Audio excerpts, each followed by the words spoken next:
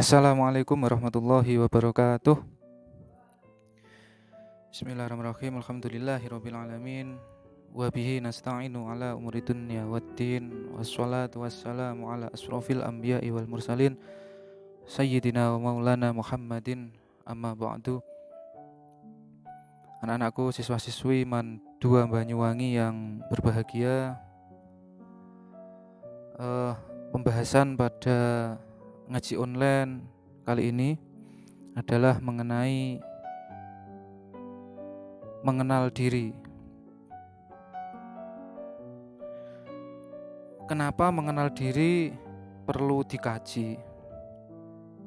Apakah selama ini kita belum kenal sama diri kita sendiri?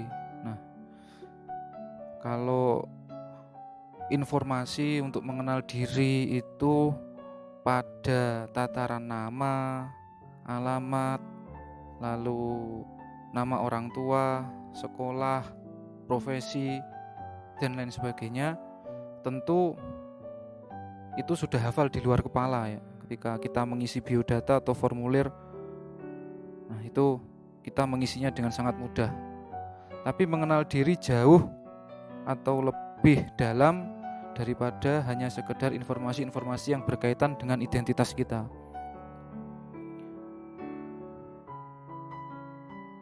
Jadi perlu dibedakan kalau mengenai identitas itu bukan kedirian kita yang sejati, bukan diri kita yang sebenarnya. Itu hanya hal yang melekat selama kita hidup. Atau bisa dikatakan identitas ini akan berubah.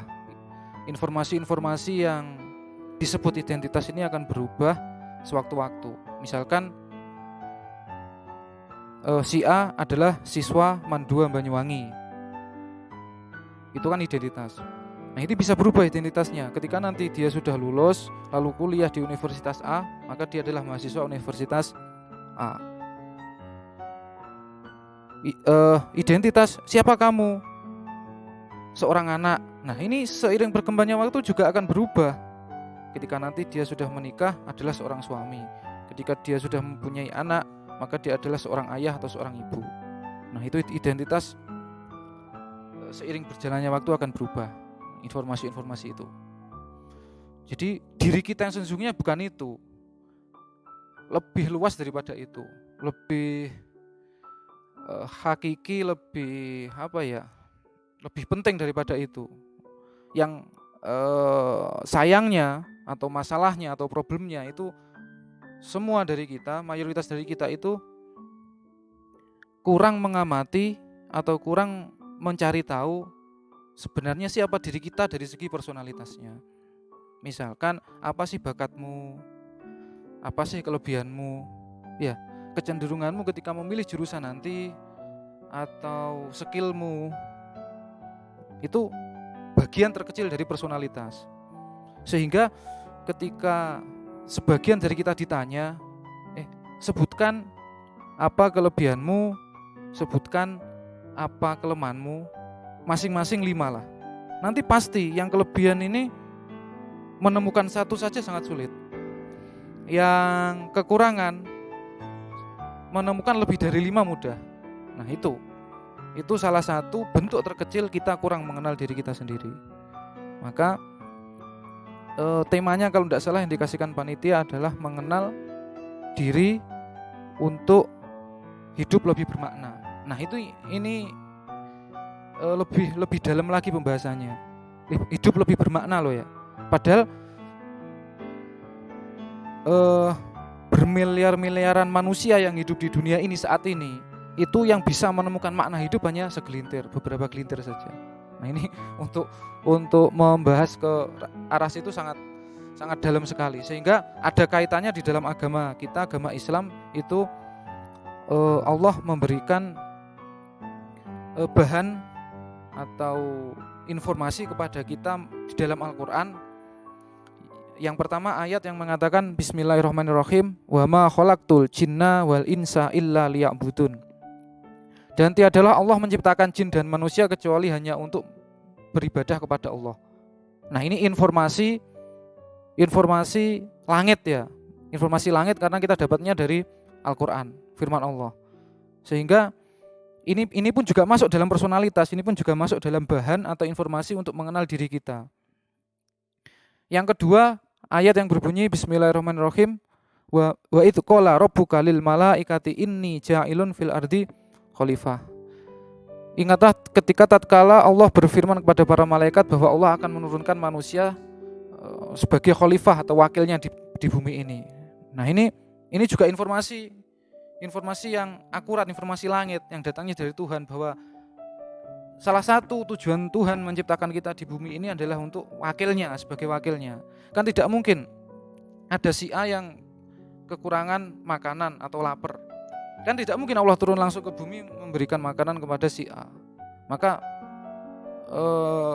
melalui tangan si B, melalui tangan si C, melalui tangan si C, Allah mewakilkan delegasinya itu untuk berbuat baik kepada si A tadi yang kekurangan makanan. Kan seperti itu logikanya. Jadi dua bahan ini ya memang pembahasannya agak berat. Jadi dua bahan ini silahkan diteliti ya, dikaji, dipelajari. Sebenarnya mudah kok. Tidak perlu tafsir-tafsir yang rumit-rumit, mudah ini. Ibadah sama wakil Tuhan.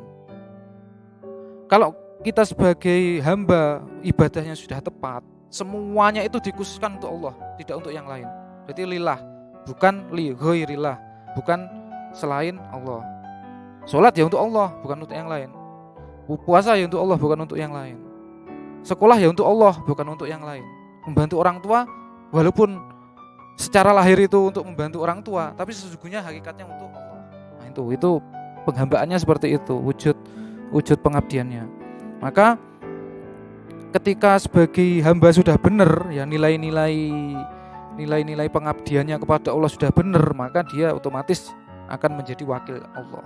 Dia akan menjadi pribadi yang memberikan manfaat kepada orang banyak. Dia akan menjadi pribadi yang suka membantu. Dia akan menjadi pribadi yang tidak suka ngomongin orang, ya, tidak suka menyakiti orang, seperti itu. Itu adalah tumbuh dari hasil penghambaannya kepada Allah. Maka ada dawuh ketika kamu sudah sholat, pulang dari suraumu, pulang dari masjidmu, pulang dari musolamu, maka bertebaranlah di muka bumi untuk memberikan manfaat kepada orang lain. Nah, itu ya di situ esensinya. Ketika sudah jadi seorang hamba, maka menjadi delegasi atau wakil Tuhan. Maka ketika fungsi atau tujuan kita hidup itu sudah kita pahami, sudah kita terapkan, sudah kita praktekkan, maka hidup kita akan lebih bermakna. Bermaknanya di situ. Karena kita logika saja. Kita diciptakan oleh Tuhan di muka bumi ini. Maka kalau kita ingin memperoleh makna kehidupan, ya kita harus menjalani kehidupan ini sesuai maunya yang menciptakan. Maka ketika yang menciptakan kita itu, wah benar kamu menjalani kehidupan sesuai dengan mauku, maka itu makna sebenarnya. Kita akan memperoleh maknanya. Itu saja mungkin yang dapat kami sampaikan. Terima kasih atas perhatiannya.